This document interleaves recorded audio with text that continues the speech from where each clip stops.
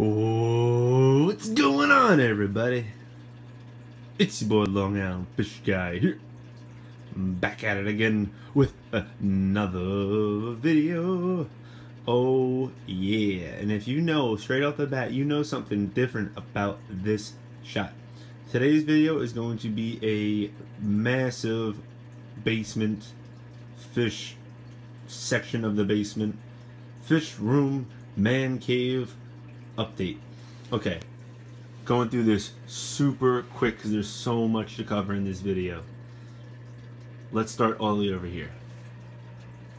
So on the 10-gallon quarantine tank, the temporary tank that I said was going to be up, we're missing a fish. Shovel nose Lima is now in the 125. I have the 3 cories left. We're going to be donating them to my local fish store. This tank is going to be shut down.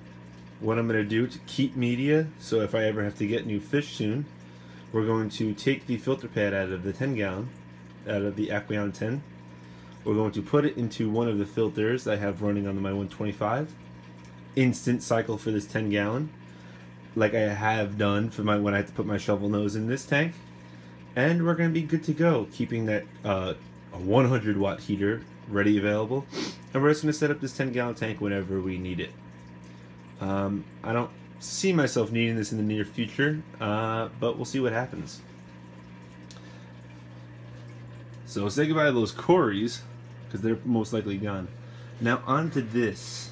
I took one of my Aquarium 75s out of the tank.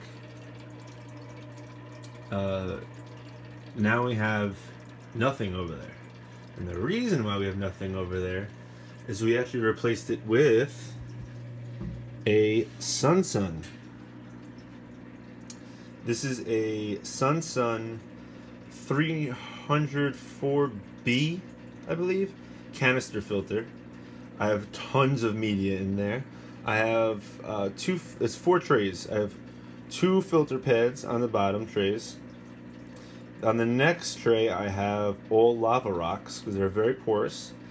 And then in the last tray up, I have ceramic rings. I'm going to go through a video, make a separate video about that. And just go through, maybe the first time I open it up and kind of just go through it. I mean, it won't be much of a video if I just show you the inside of the outside of a canister filter. In regards to fish in this tank, not much has changed. The coloration of my Jack Dempsey since I actually put the canister filter on has changed a lot. It's a little paler. I don't know if it's stress. I'm not sure. Just the coloration on him is a little bit off. There's the shovel nose. It's the long-awaited. There's a lot of glare coming off. The long-awaited arrival of him. He is a little bit stressed right now. He's been in there for about, I would say, a day now. A little bit over a day, a little bit over 24 hours. So granted, there of course is going to be a little bit of stress in that. I was a little bit nervous about my parameters when I was taking that filter off. That's my pH. Damn near perfect. It's just about a little over 7. Perfect ammonia read. It looks a little green, but it's actually pure yellow. I'm not sure why it's coming up like that. It's really yellow. Not sure. Perfect nitrate read. Now onto my nitrate. Now I'm having a big issue with this, and I've had a big issue with this since I've switched over to the 125. Honestly, this is a pretty low read for me. It's about, I would say, 40 parts per million right now. The camera's not really coming out that great. It's pretty much a wash on that, but it's actually pretty orange. I know it doesn't look orange in the camera right now. You can see it to the top half.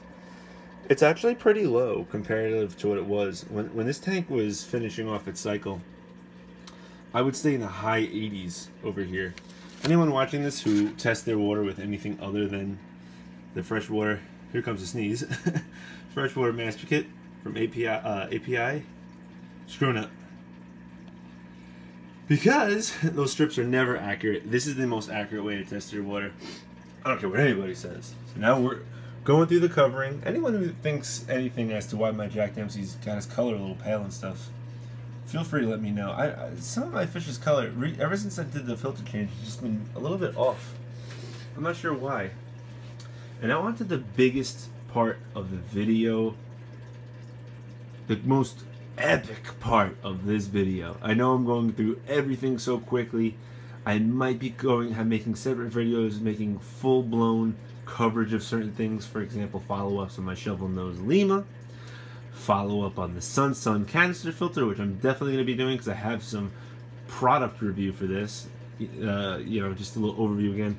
Gets sucked in through there, the filtration, brought down into the filter, cycle through and put out there, which is, I think, in my opinion, a terrible product. The filter does a great job, but in regards to this these spouts and these mouths just are so poorly made that the plastic on it is horrific. But the big reveal. This is a 29-gallon Asian tank. This I've been wanting to. Wow, the glare is even worse on this part. I've been wanting to make this tank now for, I'd say, about a month. The reason why I got the canister filter is because I've been thinking about doing it, and I put the Aquarium 75 on here. Hashtag instant cycle. So I've checked the water parameters. This tank is fully stocked for how I want it. I'm going to go through the stock in 1 second. And my parameters are perfect. Perfect. Have a little bit of nitrate in there. Nitrate, I'm sorry. No, nitrate. The last byproduct of the nitrogen cycle. With no ammonia and no nitrate.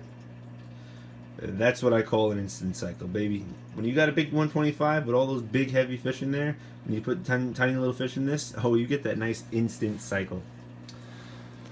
Anyway, enough of my rambling. Enough, and let's go into this.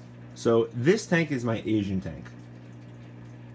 I wanted all Asian fish in here. I wanted to complete the biotope. I wanted complete Asian look. I have a black background with the white gravel. We have fieldstone rock, which I picked up at a nursery near my house for dirt cheap. I prepped it by scrubbing it real well. I soaked it for a long time. And a lot of people say bleach, hydrogen peroxide. Some say boil it. I hear mixed reviews on all of that. You could boil the rock, it'll explode. You could bleach it, and the bleach won't leach out. Put it in the tank, fish will die. There's mixed reviews on all of this. I kind of went with the more lazy route. And the route that I heard from a lot of people, and that was just throw it in there. You know, get the dirt off, soak it, throw it in.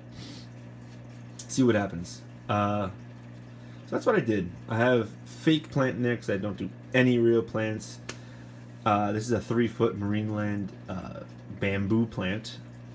Like I said, I have the background.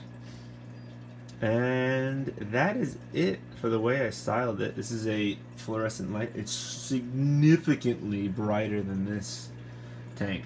I'm shocked at how bright it is. But just to go over the stock in this tank, it's gonna be hard to see, but I have a red-tailed shark in there. And a lot of people that I spoke to about this said, you may not want to put a red-tailed shark in a 29-gallon tank because they get to be 8 inches. Nowhere where I read have I ever heard 8 inches before. Red-tailed sharks, I mean, if you go to any local fish store, it says about 4 inches, especially in like the bio things. You read on the internet, is here about 4 to 6. 6 being big, so I mean, I think that will be fine in a 29-gallon. This is a peacock eel. He is super stressed out. He has not really moved a lot other than moving his head up and down. He's burrowed underneath the gravel, which this is a complete learning experience for me. I've done tons of research on him already. This is pretty normal. I have a pellet right next to his head. Tried hand feeding him with that. Imagine I tried mouth feeding an eel. And I'm just, a lot of people said bloodworms. You know, I'm not sure what's going to happen with this eel. A lot of people said just let him starve and he'll learn to eat pellets. So we'll see what happens. I'm honestly not too worried. I got him from PetSmart. It's pretty funny to say, but PetSmart had a peacock eel and was one of the only places on Long Island that actually had an eel. So a peacock eel.